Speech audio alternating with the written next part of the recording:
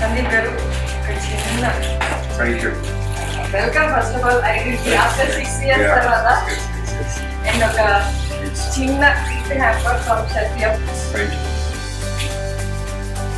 Hello views, welcome to I Dream Media. నాతో పాటు చాలామంది తెలుగు ఆడియన్స్ వెయిట్ చేస్తున్నారు. అంటే అబౌట్ 3 years నుండి వీరి ఇంటర్వ్యూ కోసం. Sandeep Reddy Vanga with us. నమస్తే. నమస్తే. Thank you. It's been 6 years అనుకుంటా. Yeah 6 years. Our first interview. Yes.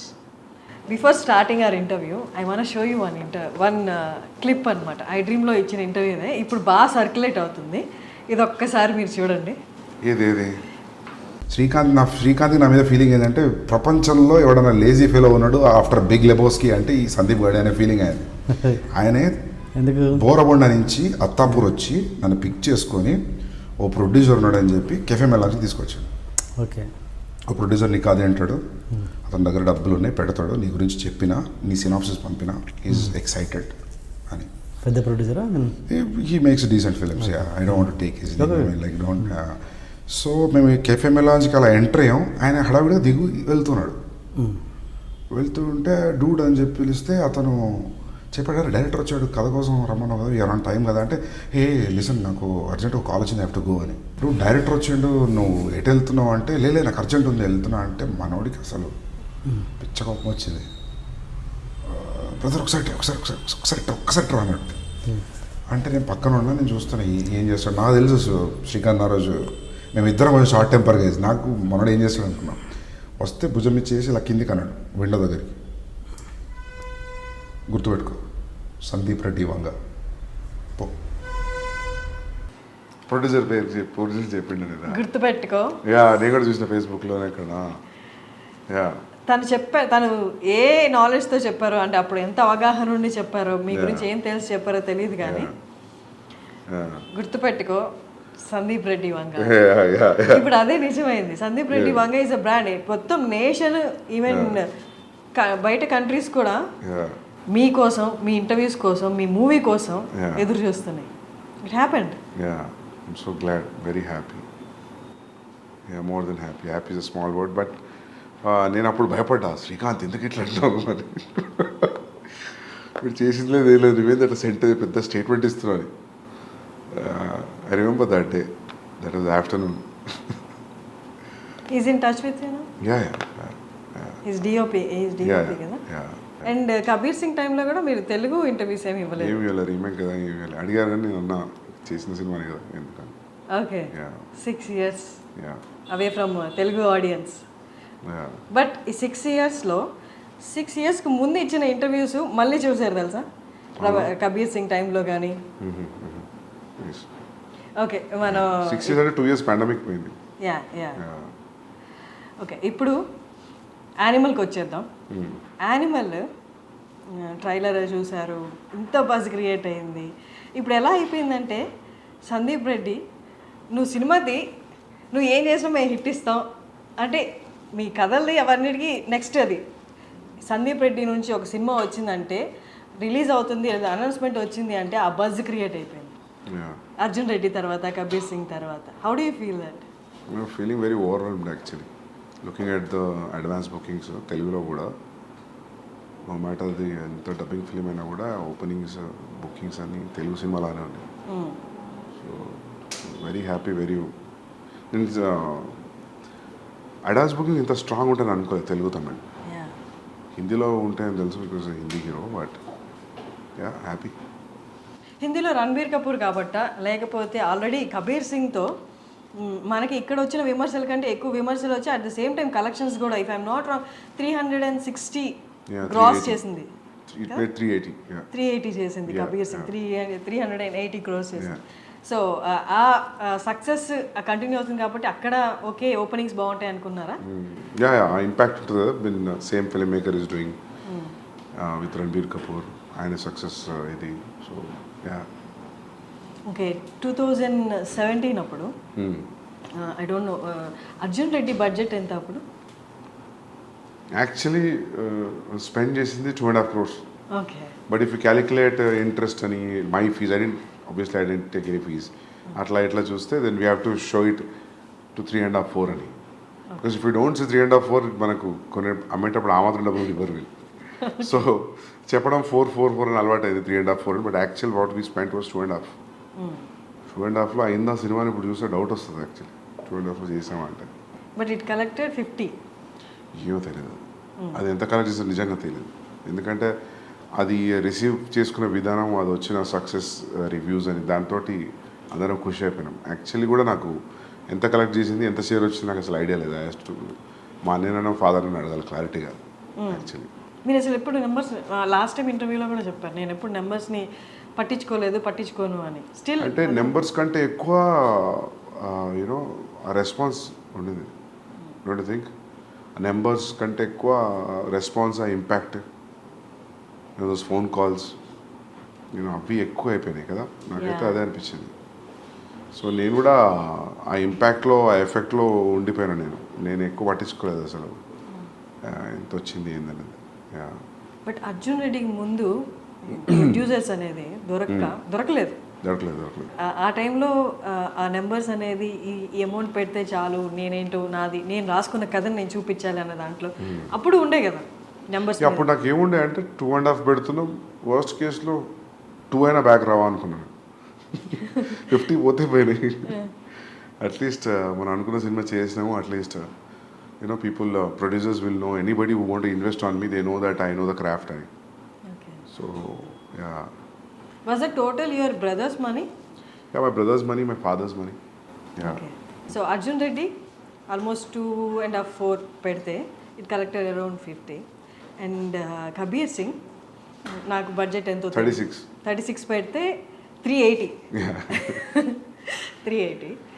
2019 Kabir Singh release అయింది. 2019 తర్వాత మీ మూవీ అని కాదు, ప్రతి మూవీకి నెంబర్స్ మారిపోయాయి. ఇప్పుడు ఎవరు 500 అబో 1000స్లోనే మాట్లాడుతున్నారు బడ్జెట్ కలెక్షన్ అనేది. అంటే వన్స్ పాండమిక్ తర్వాత నెంబర్స్ అన్ని డ్రాస్టిక్గా చేంజ్ అయిపోయి ఇప్పుడు ఎవరు 1000 కంటే తక్కువ ఆలోచించట్లేదు. అండ్ పాన్ ఇండియా గురించి ఆలోచిస్తున్నారు. యానిమల్ రిలీజ్ అవుతుంది December 1st. అర్జున్ రెడ్డికి, కబీర్ సింగ్కి ఇప్పటికి నెంబర్స్ ఏమనుకుంటున్నారు? నెంబర్ ఎక్స్పెక్ట్ ఎంత చేస్తున్నారు? చూడాలి ఎంత చేస్తామో. But they are saying advance bookings చూసి first day only in Hindi it will be more than 50 అంటున్నారు. But first day in Hindi, only Hindi more than 50, that too only India. That's a crazy number, biggest number. So చూడాలి. So 3-4 డేస్లో తెలుస్తుంది అంటారు మామూలుగా. First 3 డేస్లో where it's going to stand and. So let's see. ఇప్పుడు మీ అన్నే కాదు ప్రొడ్యూసర్, భూషణ్ గారు కూడా ఉన్నారు. మీ సెకండ్ ఫిలిం కూడా భూషణ్ గారే కదా. సో అంటే ఎక్స్టర్నల్గా ప్రొడ్యూసర్స్ ఇన్వాల్వ్ అయినప్పుడు they make you SIT in the discussions కదా, ఇట్లా నెంబర్స్ గురించి మాట్లాడుతున్నప్పుడు. అప్పుడు వాళ్ళు క్యాలిక్యులేట్ చేసుకుంటారు. ఎక్కువ ఉంది 1000 అందరికి ఎక్కువ ఉంది. అందరికి 600, 700, 800 అంటున్నారు. చూడాలి ముందే ఎందుకు ఇలా 2 రోజుల్లో తెలిసిపోతుంది. మిమ్మల్ని ఫస్ట్ నుంచి చూస్తున్నాను, you are so concentrated on your work అంతే. మీకు ఎప్పుడు హిట్ ఆర్ ఫ్లాపులు ఎఫెక్ట్ చూపించవా? ఫ్లాప్ అయితే ఎఫెక్ట్ పడుతుంది, ఎందుకు ఇప్పుడు దాకా రాలేదు. రెండు బ్లాక్ బస్టర్లు ఉన్నాయి కాబట్టి flop definitely will effect anybody. ఎందుకంటే 3-4 years into one film, one thought. So it's more than 3 years I'm into this film. Definitely flop అయితే కాదు. You very confident from the first film. మీ డెబ్యూ డైరెక్టర్గా ఉన్నప్పటి నుంచే same confidence ఉంది. అంటే see what I feel is like, నీ film మీద ఒక ప్రొడ్యూసర్ ఎంత అమౌంట్ ఆఫ్ మనీ పెట్టినప్పుడు you are answerable for that money back. దాని తర్వాత వచ్చింది ఇంకా bonus, you know. So that's what I thought first నుంచి కూడా. సో ఇది కూడా అంతే, పెట్టిన డబ్బులు వచ్చేస్తాయి ఎట్లయినా. రిటర్న్స్ రావడం అనేది సమస్య కాదు. So but for a conventional setup ఉన్నప్పుడు, అది ఎప్పుడు నెట్ఫ్లిక్స్ లేనప్పుడు, శాటిలైట్ డిజిటల్ లేనప్పుడు, దట్ వాజ్ అ థాట్, పెట్టిన డబ్బులు రిటర్న్ అవ్వాలి అని. ఇప్పుడు when you making film with star with reasonable budget, I think there will be recovery. Exactly. Animal అనేది అర్జున్ రెడ్డి లాంటి ఒక క్యారెక్టర్కి పెళ్ళైపోతే ఆఫ్టర్ లైఫ్ ఎలా ఉంటుంది అట్లా అనిపిస్తుందా? ఎందుకు గడ్డం పోస్టర్ వాళ్ళనా? No not with the looks, ఆ రేజ్ కానీ ఆ అగ్రెసివ్నెస్ కానీ. ఓకే, అర్జున్ రెడ్డికి పెళ్ళైతే యానిమలా? లేదు. అవునా? ఏమో నాకు అట్లా అనిపించలేదు. మీకు అట్లా అనిపించిందా ట్రైలర్ 2 ఇయర్స్ చూసి? Yeah. అవునా? పాటలు అన్నీ చూసి ఏది చూసినా అది అనిపించిందా? ఒక స్టేజ్లో అనిపించిందా? ఇప్పుడు అర్జున్ రెడ్డి బేసికలీ చాలా aggressive character. Okay. He loves that girl. అక్కడి వరకు ఓకే. బట్ ఎప్పుడు పెళ్ళి అయిపోయింది కదా ఇంకంతా అంటే హ్యాపీ ఎండింగ్ లా ఏముండదు కదా, ఎవర్ ఆఫ్టర్ హ్యాపీగా ఉండడం అలా ఏమి ఉండదు కదా, హైపర్ నేచర్ అనేది బయటపడుతుంది కదా. వాట్ ఇఫ్ అది పెళ్లి వరకు ఓకే, పెళ్లి తర్వాత సిచ్యువేషన్స్ అనుకూలంగా లేనప్పుడు ఆ హైపర్నెస్ బయటకు వస్తే అదే యానిమల్ అన్నట్టు అనిపించింది. లేదు లేదు లేదు, ఎందుకంటే యాంగ్స్ట్ ఎప్పుడు కూడా అర్జున్లో angst was never about father or parents or any background or any other external force. Arjun angst was majorly about himself with him and the girl. So అది ఇది క్వైట్ డిఫరెంట్ ఫ్రమ్ క్యారెక్టరైజేషన్ అయినా, milieu అయినా, background అయినా ఏదైనా. So maybe ఇంకా గడ్డం కొంచెం aggression చూపిస్తే అందులోకి వెళ్తున్నారు ప్లస్ నేను చేశా కాబట్టి. Okay. If it was a different directors name I don't think so ఈ క్వశ్చన్ వచ్చేది అని అనుకోవట్లేదు కదా.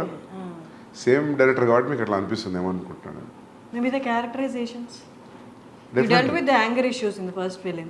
యా, ఇక్కడ కూడా మనకి ఆ సెల్ఫ్ డిస్ట్రక్టివ్ నేచర్ కొంచెం కనిపిస్తుంది ఆ క్యారెక్టరైజేషన్లో బేస్డ్ ఆన్ ద ట్రైలర్. మాకు పూర్తిగా మూవీ తెలియదు కాబట్టి. సెల్ఫ్ డిస్ట్రక్షన్ లేదు అసలు, లేదు. సెల్ఫ్ డిస్ట్రక్షన్ థాటే లేదు ఇందులో. Is fully focused, is prepared for what he wants to achieve. So self destruction అనేదే లేదు. Because you don't want, it doesn't want to destruct because there's a proper ambition and goal for this guy in Animal. Arjun was lost, destroyed in love. So quite different. Maybe because it was the same, maybe aggressive tone given కొంచెం అనిపించిన గడ్డంతో ఉన్నా మీకు అట్లా అనిపిస్తుందేమో కానీ కాదు. Actually Arjun పెళ్లి తర్వాత ఏం చేస్తున్నాడంటే వేరే కథ రాయొచ్చు కానీ స్ట్రెచ్ చేయాలనుకుంటే పార్ట్ 2 అని. సందీప్ రెడ్డి ముంబైకి వెళ్ళిపోయాడు. కబీర్ సింగ్ తీసిన తర్వాత మళ్ళీ తెలుగుకి వచ్చేస్తాడు అనుకున్నారు, ఎందుకంటే అది రీమేక్ కాబట్టి వెళ్ళిపోయారు అక్కడికి. తర్వాత వచ్చేస్తారు ఇక్కడ ఖచ్చితంగా సెకండ్ స్ట్రైట్ మూవీ అనేది తెలుగే అనుకున్నారు. But why again Bollywood? నేనేమనుకున్నా అంటే first thing the span will be big anyways when you make a Hindi film. Now today in the post pandemic తర్వాత it has become wherever you make a film, if it has a content in it, then it will go places like KGF, Pushpa, the examples. And content of the universe will unna kuda, there is no guarantee that every film will go like KGF and Pushpa. You know, there is no yardstick for it. And top of it, I got a chance to work with Ranbir Kapoor, so that is one of the main reason I didn't want to miss the chance. And he'll fit into the story very well. ఈ రెండు factors ఉన్నప్పుడు I thought I should not think about the language. So language is only for a setup, but excluding that, when you see a wide release, it will be a very big release, right, when you compare to doing it in a Telugu film. But నేను start పెట్టినప్పటికీ నేను ఇప్పుడు అయిపోయి release అయ్యే వరకు statistics మారిపోయాయి. Because KGF 2, Pushpa 2, so Pushpa 1. So ఇప్పుడు ఇట్లానే ఉండేదా if at all any Telugu star would have done. So ఇదంతా hypothetical thought and question, so we never know. Ideally, one striking thing was like Ranbir Kapoor liked the story and I'm seeing him throughout the story, then that's it. So he said, ante athani land is Hindi kada, so happens to be Hindi cinema. Animal కోసం రణబీర్ కోసం animal?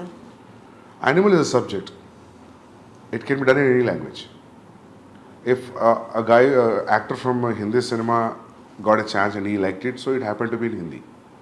So ideally, I don't feel it has a language because it's father and son story. It can be set in any language. So ఆ language barrier లేదు కాకపోతే హిందీ యాక్టర్తో చేసాం అంతే. ఇప్పుడు మొగ్లాజం ఉంది for example, మొగ్లాజం హిందీలో చేయాలి, తెలుగులో కుదరదు, అక్బర్ స్టోరీ అది. సో అట్లా ఏం లేదు దీనికి. It could have done in any language, అందుకే we're dubbing it in all languages. Ranbir ఒక ఇంటర్వ్యూలో, నేను చూసిన ఇంటర్వ్యూస్లో ఒక ఇంటర్వ్యూలో చెప్పారు, he is so original, Sandeep is so original, he takes instances from his life and makes films అని చెప్పారు. సో యానిమల్లో నో జనరలీ అది ఎందుకన్నానంటే మనం ఏదైనా చెప్పేటప్పుడు I give examples about this is what I saw somewhere, this is what I saw and this are the repercussions. So that's why I fell that day, so I thought this will be nice scene. When I give examples like that, so ఆయనకు అనిపించి ఉంటుంది. So I draw so many things from my real life అని. So, but as a story, there's no relation between what has happened with animal character in the film and for me. So, మీకు మీ ఫాదర్కి ఉన్న scenes ఏమి సినిమాలో లేవా? లేవు అసలు లేదు. నాకు ఫ్యామిలీ యాంగ్స్ట్ ఏం లేదు. నాకు చాలా supporting parents, father mother. So నాకు ఎప్పుడు నా యాంగ్స్ట్ అంతా హై స్కూల్ కాలేజే. సో నాకు ఫ్యామిలీ లైఫ్లో యాంగ్స్ట్ ఏం లేదు. హై స్కూల్ కాలేజ్లో ఏముంది? చిన్న ఇవే గొడవలు, హెచ్ఓడితో ఇష్యూస్ అవి ఇవి. సో ప్రతి ఒక్కరికి యాంగ్స్ట్ ఒక ఏరియాలో డిసైడ్ అవుతుంది కదా. So that for me I think it's high school and college. So it's I can write a story on that if I want about how ఒక పర్సన్కి యాంగ్స్ట్ ఎలా స్టార్ట్ అవుతుంది when he has a happy family also. I feel like we human beings speak angst.